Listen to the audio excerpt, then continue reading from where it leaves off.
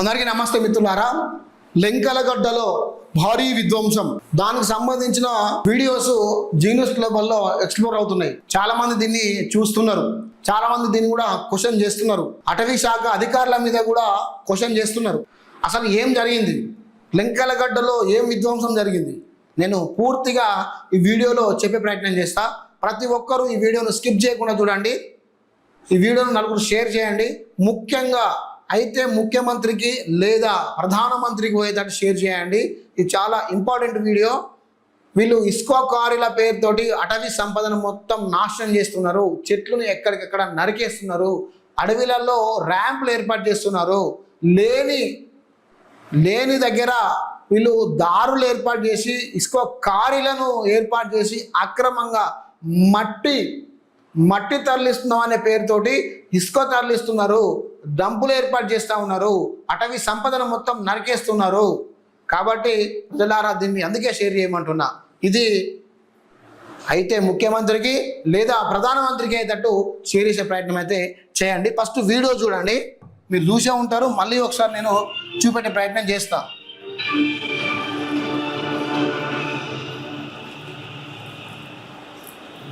చూడండి చెట్లను ఎలా నరికిరో చూడండి. విపరీతంగా నరికేసిరు. పెద్ద పెద్ద చెట్లను నరికి పక్కన వాడేసి అగ్గి పెట్టి కాలబెట్టిరు ఏర్పడకుండా.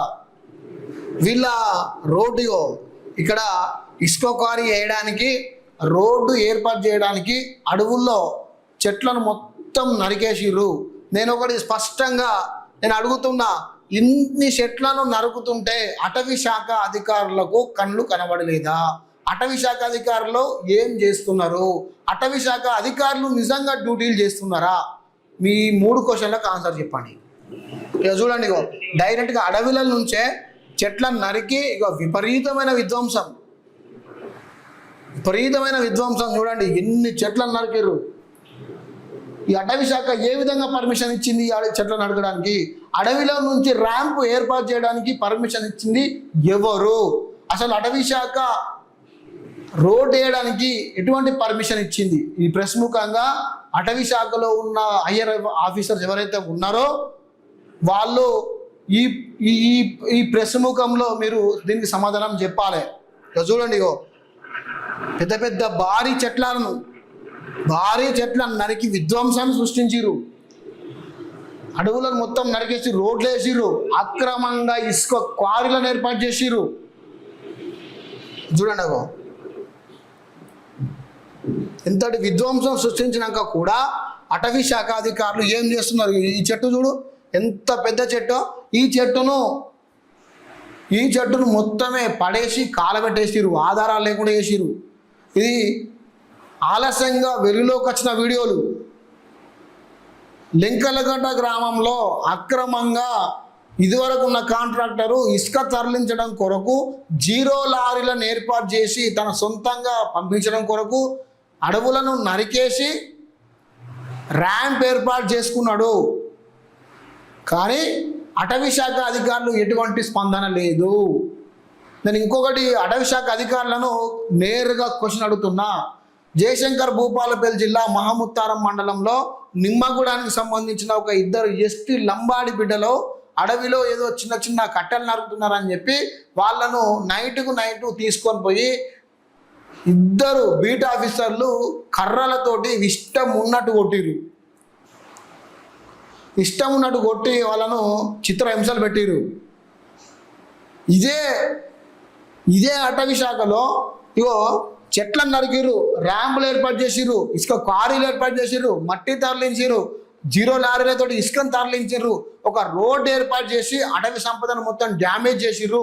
ఇదే అటవీ శాఖ అధికారులు ఇవన్నీ డ్యామేజ్ చేస్తుంటే ఏం చేసిర్రు? కళ్ళు మూసుకున్నారా? దీని మీద సమాధానం చెప్పండి. చిన్న కొమ్మలు నరికిర్రు అని చెప్పి ఎస్టీ బిడ్డలను విపరీతమైన దెబ్బలు కొట్టిరు కదా. మరి ఇక్కడ కాంట్రాక్టరు డైరెక్ట్గా చెట్లనే మొత్తం నరికేసిండు. మరి వీళ్ళ మీద ఎటువంటి చర్యలు తీసుకున్నారు? వీళ్ళని మీరు ఎందుకు దెబ్బలు కొట్టలేదు? వీళ్ళని ఎందుకు మీరు మందలియలేదు? వీళ్ళ మిషనరీ ఎందుకు సీజ్ చేయలేదు? వీళ్ళ మీద కేసులు ఎందుకు పెట్టలేదు? ఇవి ఆలస్యంగా వచ్చిన వీడియోస్. లెంకలగడ్డలో స్టిల్ ఇప్పుడు కూడా అక్రమంగా ఒక క్వారీ ఏర్పాటు చేయడానికి అక్కడ గోదావరికి ఒడ్డు లెక్క ఉన్న దాని మధ్యలో కట్ చేసి మధ్యలో ర్యాంప్ పెట్టిర్రు. ర్యాంప్ ఏర్పాటు చేసి మట్టి కొట్టి చాంపిల్గా ఇసుకలని తీసుకొని వచ్చి ఒక 2 ఎకరాల చేను గుత్తబట్టి అక్కడ పోసిర్రు. పోసి ఈ ఇసుక ఎక్కడికి పోతుందయ్యా అని మేము అడిగితే అక్కడ ఉన్న కాంట్రాక్టర్ని ఇటుక బట్టీల కాడ ఇసుక పోతుందట. ఇటుక బట్టీలకు ఎవడన్నా ఇసుక వాడతాడా? చెవుల పువ్వులు పెట్టురయ్యా అంటే వాళ్ళు ఏం చేస్తున్నారు, కాలుఫ్లవర్లు పెడుతున్నారు, అవి ఆగట్లేదు, అవి జారి పడిపోతున్నాయి. ఇటుక బట్టీలకు ఇసుకకు సంబంధం ఏంది? మట్టి ఇటుక బట్టీలలో ఇసుక ఏం చేస్తారు? వాళ్ళు మట్టి ఇటుక బట్టీలకు మేము ఇసుక పంపిస్తున్నాము అని చెప్పి వరకట్నపు సమాధానాలు చెప్తున్నారు. వాటికి ఇసుకకు సంబంధం ఏంది?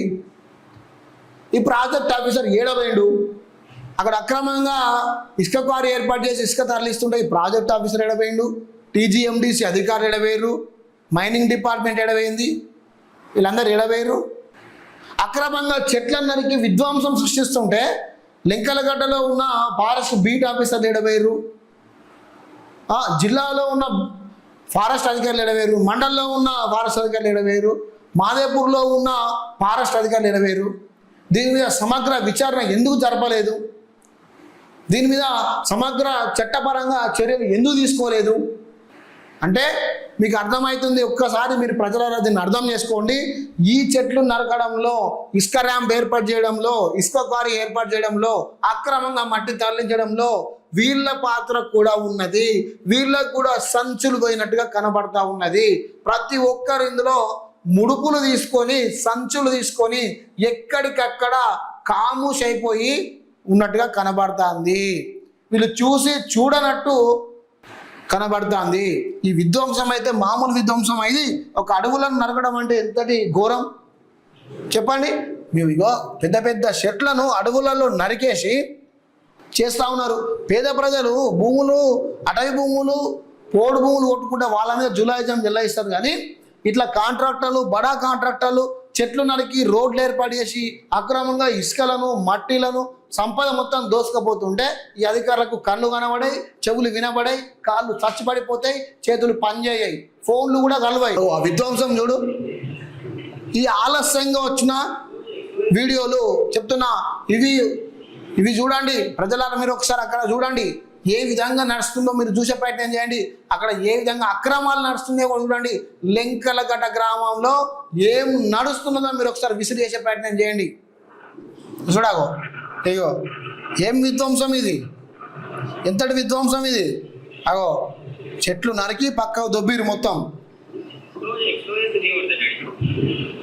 చూడు, ఇంతటి విధ్వంసం సృష్టిస్తుంటే కూడా అధికారులకు కళ్ళు కనబడతలేవా, నోరు పనిచేస్తలేదా, చెవులు వినబడతలేవా, చేతులు పనిచేస్తలేవా, కాళ్ళు స్వచ్ఛపడిపోయినాయా, ఫోన్లలో రీఛార్జ్ లేదా, ఫోన్లు పనిచేస్తలేవా, ఈ చట్టాలు అసలు మొత్తమే పనిచేస్తలేవా?